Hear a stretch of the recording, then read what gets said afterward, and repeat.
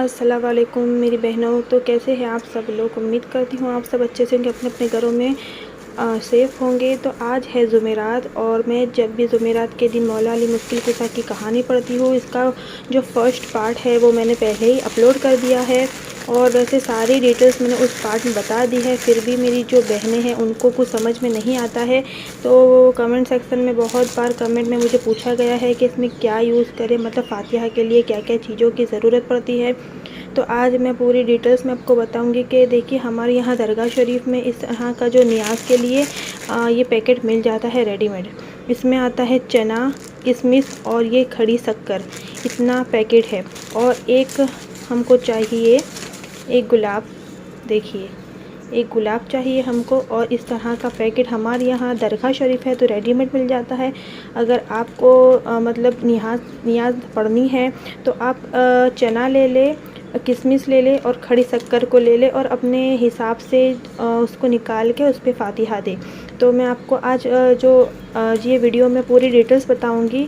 और आपको मेरा पहला वाला पार्ट देखना हो तो मैं आई बटन पे क्लिक करके उस पर क्लिक करेंगे तो आप पहले वाले पार्ट में पहुंच जाएंगे। मौला अली मुश्किल कुसा की नियाज़ जुमेरात के दिन कैसे पढ़ते हैं। तो चलिए मैं आपको बताती हूँ कि उसमें हमको अब क्या क्या चीज़ें लेनी है। तो अब हम लेंगे एक ठंडा पानी गिलास में।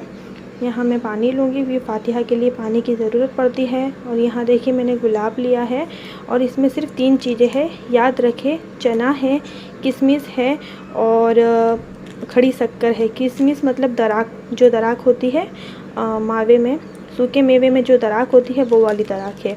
तो ध्यान से ये सब मतलब देख ले, सॉरी। तो यहाँ हम पानी ले लेते हैं, गिलास में पानी रखूँगी मैं।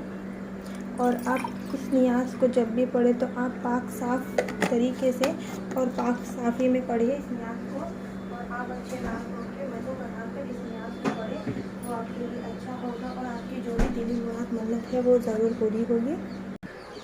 तो पहले हम नियाज़ को इसमें निकाल लेते हैं। इसके लिए हमको एक गुलाब चाहिए होगा, देखिए। और इसमें जो जो चीज़ें हैं वो चाहिए होगी, यानी कि चना, किशमिश और शक्कर, ये 3 चीज़ें ही आपको चाहिए।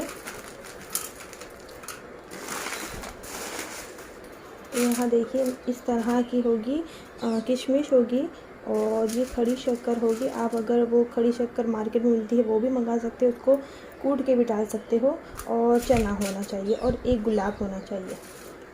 और नियाज़ की किताब ये आती है, देखिए।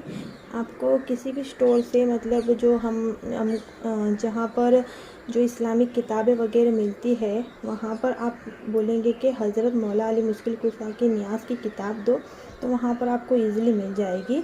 तो यहाँ नियाज़ नामा हज़रत मौला अली मुश्किल कुसा और इमाम ज़ाफ़र का भी इसमें है।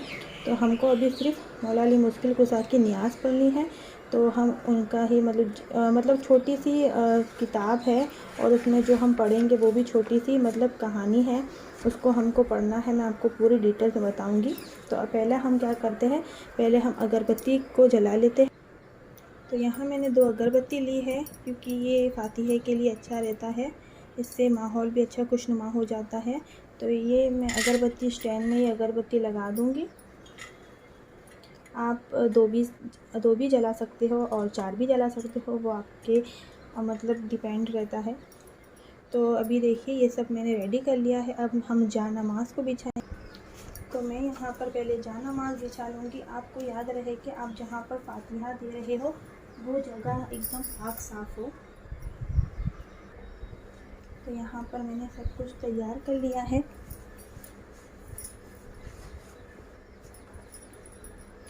तो अब मैं आपको बताती हूँ हमको फ़ातिहा की जो किताब में है वहाँ से फ़ातिहा कहाँ से शुरू करना है। तो यहाँ पर देखिए लिखा ही गया है, नियाज़ नामा हज़रत मौला अली मुश्किल कुसा अलैहि सलाम। ये हिंदी में है और यहाँ से यहाँ तक है। और यहाँ तरकीब फ़ातिहा भी लिखा गया है। अगर जिसको फ़ातिहा देना नहीं आता है वो यहाँ से भी फ़ातिहा दे और अपनी जो भी मुराद है, मकसद मुराद है, अपनी जो भी नेक हाजात है वो आप दुआ में मांगे तो इंशाअल्लाह अल्लाह के करम से वो ज़रूर कबूल होगी। और कमेंट में ये मत पूछा करें कि हमारी दुआ कब कबूल होगी, मन्नत कितने दिन में कबूल होगी। देखिए मन्नत हम जब भी दिल से मांगेंगे तो एक ही बार पढ़ेंगे तब भी आपकी मन्नत पूरी होगी। और अगर आप एक महीना भी उसको पढ़ेंगे, मतलब जुमेरात पढ़ते रहेंगे, तब भी आपकी मन्नत ज़रूर पूरी होगी। तो यहाँ पर मैं आपको पढ़ के भी सुना देती हूँ कि मैं कैसे इसको पढ़ती हूँ, क्योंकि उसमें मैंने वीडियो में नहीं बताया हुआ था, क्योंकि वीडियो वैसे काफ़ी लंबी हो जाती है। तो मैं यहाँ पर पढ़ती हूँ। बिस्मिल्लाहिर्रहमानिर्रहीम। नियाज़नामा हज़रत मौला अली मुश्किल कुसा अलैहिस्सलाम। किसी शहर में एक लक्कड़हारा गुर्बत का मारा छोटे छोटे बच्चे रखने वाला रहता था। हर रोज़ जंगल जाकर एक बड्ढा लकड़ियों का सिर पर उठा लाता और उसको बाजार में बेचकर सरे शाम सौदा सुल्फ खाने का असबाब मोल लेकर घर को आता। इत्तेफाकन एक रोज़ रात हो गई और लकड़ियों का बड्ढा नहीं बिका। निहायत अफसोस और परेशानी से दिल में कहने लगा कि खाली हाथ को गया तो बच्चे बेकरार हो जाएंगे और मारे भूख के बहुत रोएंगे। बेहतर यही है कि रात यही गुजार दूँ और सुबह को लकड़ियाँ बेचकर और सौदा सुल्फ मोल लेकर घर को जाऊँ। यह सोच वही रह गया। आधी रात को एक सवार मुँह पर नकाब डाले किबला की तरफ से आया और पूछा कि तू कौन है। बोला, मैं एक गरीब लक्कड़हारा बेकस व लाचार हूँ। हमेशा जंगल को जाकर लकड़ियाँ लाता हूँ और बाज़ार में बेचकर अपने खाने का असबाब मोल लेकर घर को जाता हूँ, मगर आज बदकिस्मती से लकड़ियाँ नहीं बिकी। इस सबब से मैं यहाँ रह गया हूँ। जब सुबह होगी इसको बेचकर कुछ सौदा घर को ले जाऊंगा और बीवी बच्चों को जो रात भर के भूखे प्यासे बेकरार होते होंगे उनको खिला पिला कर खुश करूंगा। तब उस सवार बुरकपोश ने 5 पैसे उस लक्कड़हारे को देकर फरमाया कि इन पैसों में से 2 पैसे के मुनके और 2 पैसे की मिस्री, गेले के चने और गेले का ऊद और गेले की कुलियाँ और गेले के फूल मोल लेकर मौला मुश्किल कुसा के नाम से फातिहा दे। खुदा तेरी इफलासी और मोहताजी को बरकत से इस फातिहा के दूर करेगा। लक्कड़हारे ने निहायत खुशी से उन पैसों को अपने पल्लू में बांध लिया। लक्कड़हारे को गनुदगी सी मालूम हुई। क्या देखता है कि न वह सवार है न वह जगह है, मगर आप अपनी झोपड़ी में खड़ा है। वह लकड़ियों का गट्टा घर में पड़ा है और सुबह हो गई है। लक्कड़हारे ने अपनी औरत को बेदार किया और सबकी हालत अपनी बीवी से बयां की और अमीरुल मोमिन मौला मुश्किल कुसा के फातिहा का जिक्र किया। फिर उसी वक्त मियाँ बीवी नहा धोकर असबाब फातिहा का खरीद लाए और फातिहा बनाम अमीरुल मोमिन मौला मुश्किल कुसा अलैहिस्सलाम की दिलवाई और वह दोनों ने मिलकर खाई। उस रोज़ बड्ढा लकड़ियों का दूनी कीमत पर बिका और सब बाल बच्चों ने पेट भर खाया और निहायत खुशी से रहे। दूसरे रोज़ लक्कड़हारा अपनी कदीम आदत मुताबिक अपने हथियार लेकर जंगल की तरफ गया। वहाँ पेलों का सूखा झाड़ नज़र आया। बिस्मिल्लाहिर्रहमानिर्रहीम बोलकर एक हाथ मारा तो वह झाड़ तड़क गया। दूसरा हाथ हज़रत अमीरुल मोमिन मौला मुश्किल कुसा का नाम लेकर मारा तो वह झाड़ ज़मीन पर शक हो गया। खुदा की कुदरत से एक खजाना उसमें नमूदार हुआ। लक्कड़हारा बहुत खुश हुआ और सजदा-ए शुक्र बदरगाह हक जलवे अला में बजा लाया और चंद अशरफियाँ उसमें से लेकर बाजार गया और खाने पीने की चीज़ मोल लेकर घर को आया और खा पी के सब उस दरख्त के पास आए और वह जंगल खरीद कर एक बाग निहायत वक़ीय और एक आलीशान और एक उम्दा खूबसूरत मकान तैयार कराया। मुसाफिर खाना और लंगर खाना और अबदार खाना जा बजा बनवा दिए और बहुत से नौकर और चाकर को हर काम पर मुकर्रर किया और निहायत खुशी से रहने लगे। अहले शहर मुसाफिरों को ज़रो माल से परवाह किया। एक दिन उस शहर का बादशाह बख्शदे उस जंगल की तरफ चल निकला। प्यास से बेकरार होकर खिदमतदारों को हुक्म दिया कि पानी जल्द लाओ, प्यासी मेरी बुरी हालत है। नौकर बमुजत हुक्म चारों तरफ फैल गए और पानी तलाश करने लगे। किसी को एक 4 दीवारी शहर पनाह की दिखाई दी। जल्द कदम उठाकर नज़दीक आया। एक आलीशान फाटक शहपनाह का देखा। वह उसके अंदर गया। क्या देखता है कि यहाँ एक अबदार खाना तकल्लुफ़ का है। कई खिदमतदार सलीकेदार हर एक अपने अपने काम पर चुस्त है। उनसे पानी मांगा। उन्होंने एक सुराही और एक प्याला उनके हवाले किया। बात को मुलाजिम अपने आका के पास लाया और जाम व सुराही बादशाह के हवाले किया। बादशाह उसके पीते ही निहायत मुतहय्यर हुआ। पूछा कि पुरहुस्न दरिंदों के मस्कन में ऐसा उम्दा व नफीस पानी इस लिहाज से किसने दिया? अर्ज़ किया, खुदावंद, बरस दिन से एक लकड़हारे ने इस जंगल में शहर बसाया है और जाबुजा मुसाफिर खाने और लंगर खाने और अबदार खाने बनवा दिए हैं। मुसाफिर, गरीब, मोहताज और हाजतमंदों को ज़रो माल से माला माल कर दिया है। वह इस शहर से बहुत करीब है, वहाँ से लाया हूँ। बादशाह और भी मुतहय्यर हुआ और कहा, हमने भी यहाँ बस्ती का नामो निशान न देखा था न सुना था। हुक्म दिया कि लकड़हारे को मैं अयाल व अतफाल यहाँ हाजिर करो। अमीरो वजीर माने हुए कि ऐसे लोगों को बुलवाना हुजूर के लायक नहीं, फिर कोई और वक्त उसकी तलबीत की सूरत हो जाएगी। गरज अपनी दौलत सरा को वापस चला गया और अपनी बेगम से सारी वारदात जाहिर की। बेगम ने उन दोनों को बुलाने पर बहुत इशरार किया। उसकी खातिर उन दोनों को बादशाह ने तलब किया। लकड़हारे ने मैं अपनी बीवी के हाजिर होकर बादशाह और बेगम की खिदमत में असरफिया नज़र की। लकड़हारा बहार और उसकी औरत बेगम के हुजूर में रहने लगे। एक दिन बेगम ने हमाम जाते वक्त अपना 9000 हार अपने गले से उतार कर खूंटी पर लटका दिया और लकड़हानी को हिफाजत के लिए ताकीद की। कजारा व खूंटी हार निकल गई और लकड़हानी ने यह कैफियत बचस्म खुद देखी। जब बेगम हमाम से फारिग हुई तो हार तलब किया। वह हैरत ज़दा रह गई और कुछ जवाब न दिया। बेगम ने बादशाह से अर्ज किया। बादशाह ने खफा होकर उन दोनों को कैद खाने में भिजवा दिया। साल का कामिल इस कैद खाने में गुजरा। एक रात फिर वही सवार ख्वाब में आया और कहा, फातिहा जनाब, अमीरुल मोमिन के नाम से दिलवाता था या नहीं? जवाब दिया कि नहीं। तब उस सवार ने कहा कि यही सबब है जो तू मुसीबत और कैद में फंसे। अब फातिहा दिलवा दो। तब लकड़हारे ने अर्ज किया कि मेरे पास पैसे नहीं है। वह सवार बोला कि तेरे बिस्तर के नीचे है, उसको लेकर फातिहा दे।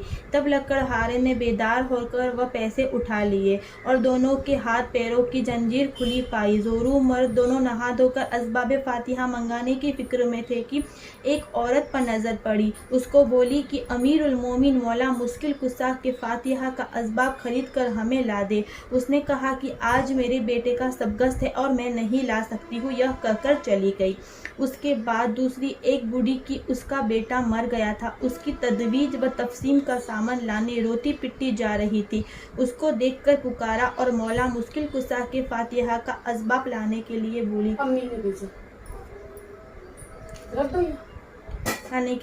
जब बूढ़ी ने नाम मुश्किल कुसा का सुना, अपने ज़रूरी काम का ख्याल न करके उसी वक्त नहा धोकर असबाब फातिहा का ला दिया। लकड़हारा और लकड़हानी ने फातिहा देकर खुद भी खाए और उस बुढ़िया को भी दिए। बूढ़ी ने वह चीज़ आप खाई और पानी के आप खुराक को पानी में छोड़कर आप घर को गई। उसका मरा बेटा जिंदा हो गया और जो औरत फातिहा का सामान नहीं लाई, उसका जिंदा बेटा जिसकी शादी हो रही थी मर गया। गरज की उस बुढ़िया से उसके बेटे की ज़िंदगी का बाइश पूछा। बोली, हज़रत अमीरुल मोमिन के फातिहा का असबाब लकड़हारे को नहीं दिया। बमुज़्ज़त नाम सुनते ही अमीरुल मोमिन के और किसी तरह से उज़्र व हिला नहीं किया। शायद इसकी बरकत से मेरा बेटा जिंदा हो गया। तब वह समझी और निहायत अफसोस से कहने लगी कि मैंने अमीरुल मोमिन मौला मुश्किल कुसा के फातिहा का सामान फला को नहीं लाने से मेरा जीता जागता बेटा मर गया। शादी का घर मातम सारा बन गया। फिर वह औरत इस हरकत बेजा से नादिम हुई, आवाज़ारी की और तौबा करके नीयत सिद्दीक दिल से की कि अगर मेरा बेटा जिंदा होवे तो मैं भी फातिहा बिला नागा किया करूँगी। बरकत से इस मुबारक फातिहा के उसी वक्त उस औरत का बेटा जिंदा हो गया और वह खूंटी जो हार निकल गई थी उसने फिर उगलना शुरू किया। यह हाल बेगम ने अपनी आंखों से देखकर बादशाह को बतला दिया। तब बादशाह को यकीन आया और बोला, लकड़हारा और उसकी औरत बेजुर्म व बेखता है। नाहक नरवाह कैद खाने से भिजवाया।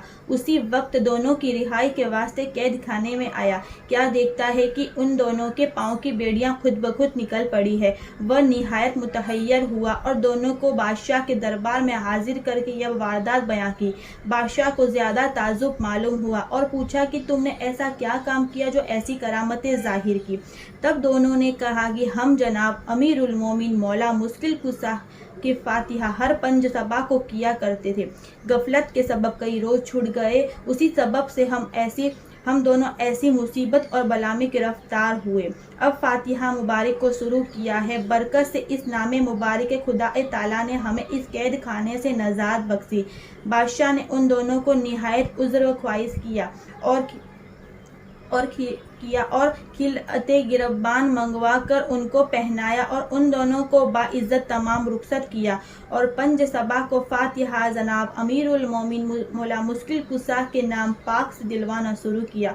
तब वह बादशाह हमेशा अपने दुश्मनों पर गालिब रहा और बहुत से मुल्क को फतह किया और बहुत सा माल व खजाना हाथ लगा। गरज जो शख्स इस फातिहा को सिद्दीक दिल से और पाकी जगी से हर पंज सबा को बिला नागा दिया करेगा, बरकत से इस मुबारक फातिहा की दुनिया की कुल आफत व बलाइयों से अमन में रहेगा और उसकी उम्र और रिज़्क़ में बरकत होगी और उसके दुश्मन व बदख्वान व हासिदान मकरूब व मरदूद होंगे और वह हमेशा इज़्ज़त व हुर्मत में रहेगा। बरकत से इस मुबारक के फातिहा के लेकिन इस मुख्तसर में गुंजाइश उन तमाम असनाद की नहीं, इसलिए यहाँ बहुत कम लिखा गया है। वल्लाहु आलम बिस्सवाब। तो यहाँ पर हमने जो फातिहा की किताब है, मतलब कहानी है, हमने अच्छे तरीके से पढ़ी। आपको याद रहे कि जुमेरात के दिन हमको कहानी पढ़नी है और कहानी पढ़ने के बाद हमको फातिहा देना है।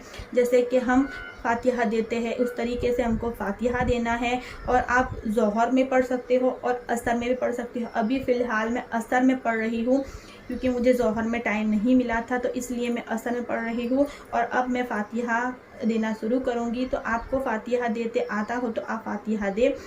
तो मैं फातिहा देकर ये वीडियो यहाँ पर एंड करती हूँ। अगर आपको ये वीडियो अच्छा लगा हो तो प्लीज़ चैनल को सब्सक्राइब कीजिए, वीडियो को लाइक शेयर कमेंट ज़रूर कीजिएगा। और अगर आपको कोई भी चीज़ में मतलब थोड़ी दिक्कत भी आ रही हो तो कमेंट सेक्शन में ज़रूर पूछिएगा, मैं आपको ज़रूर रिप्लाई दूँगी। और आपकी जो भी दिल की मुराद है, मकसद मुराद है, दिल से और सच्चे दिल से दुआ मांगोगे तो ज़रूर पूरी होगी। और बस मेरी बहनों की सारी दुआएं कबूल हो, आमीन सुम्मा आमीन या रब्बुल आलमीन। और फातिहा का तरीका मैंने फ़र्स्ट पार्ट में बताया हुआ है, उस तरीके से आप फातिहा दे दे। तो बस चलो चलते हैं, अल्लाह हाफिज़। अब इंशाल्लाह अल्लाह के हुक्म से दूसरी वीडियो मिलेंगे, तब तक के लिए अपना ख्याल रखना। अल्लाह हाफिज़।